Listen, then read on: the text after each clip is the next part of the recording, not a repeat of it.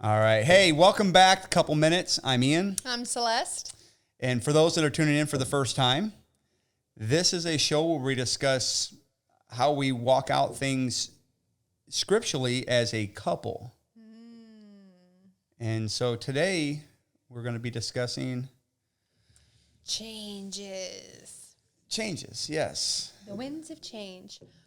Right. And this affects us with probably more so with our friends and could be family as well. Right, absolutely. Okay. I mean, pre-walk, if you will, or some of our mannerisms, the people we hung out with, or things that we said or did might have been why people hung around us. And then coming into this walk and realizing those things were probably not the most appropriate or the best behavior to have. Others either felt convicted and didn't want to be around us because, we're stuck in the muds, or, we got to watch what we say around you. Or then the other token is where a lot of things happen on Saturday to where we no longer did it. You know, we wouldn't go out to restaurants, or we wouldn't go some sporting events, or to go do some of the entertainment on Saturdays, and that's when most people did it. So that pushed people away too, no longer getting invited to things. Okay. Well, right. So for those that don't know, whether you want to use the term we're Torah observant or Messianic Hebrew roots, take your pick, right. Garden variety. The reality is we still see that the full Bible is applicable. Right. That Yod He Vav He's, his statutes, his precepts, his ordinances, his instructions, his law is still applicable. Right. And out of obedience, we show our love by obeying what he says. Right.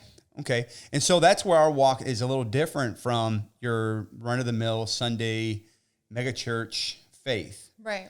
And so when you walk away from those things and you start adhering to Sabbath, and when you adhere to Sabbath and you have those that say, well, we keep Sunday.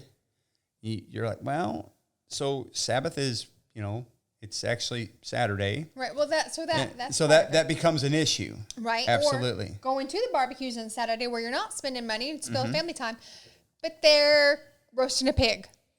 That won't work either. We can't sit there and be like, I'll have the hamburger that's cooked right next to the pork and dripping in the pork grease, So then people have to I've got to have special things for you or what have you. So that it becomes burdensome to some people.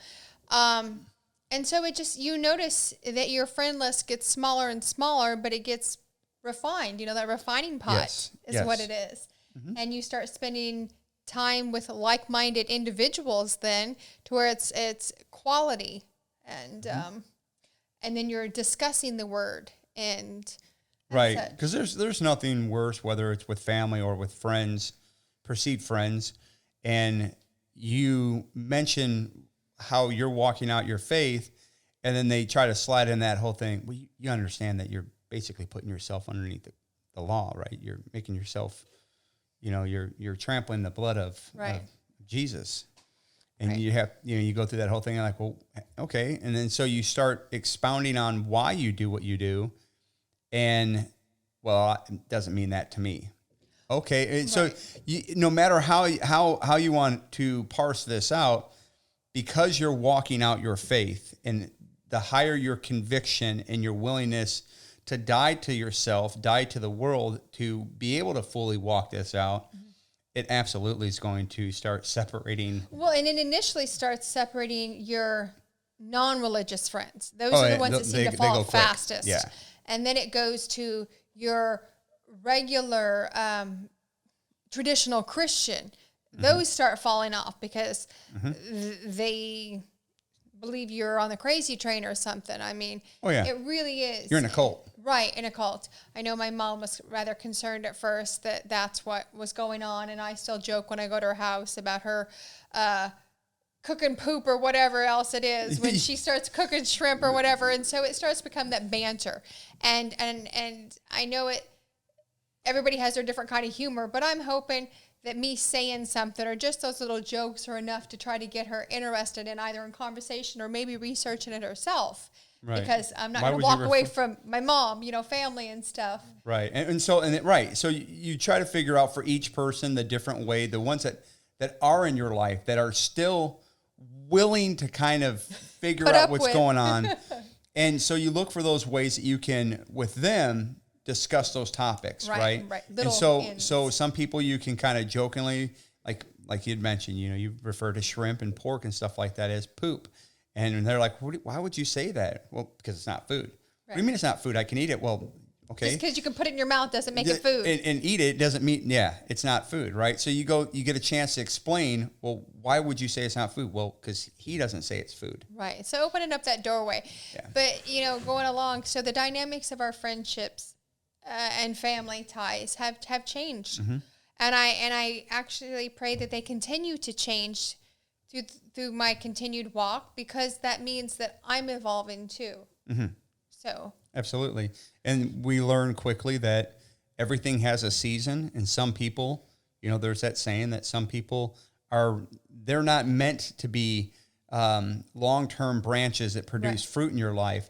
They are literally there for a season. They provide some shade. They provide some aspect, and then they just kind of move on. Right.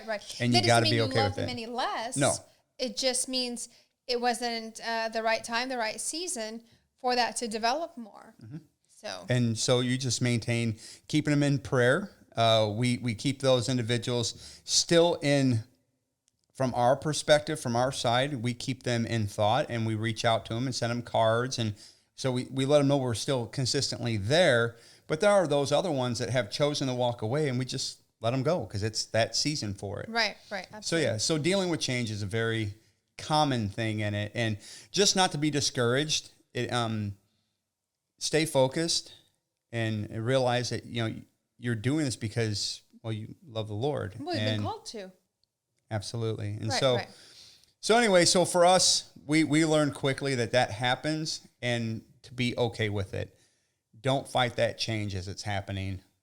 Be okay with because, it. Because, the devil, the Hasatan, is counting on you, fighting that or longing for that rebellious friend and everything. Absolutely. So we hope this has been edifying to you guys. Yah willing, we'll see you again. Shalom. Shalom.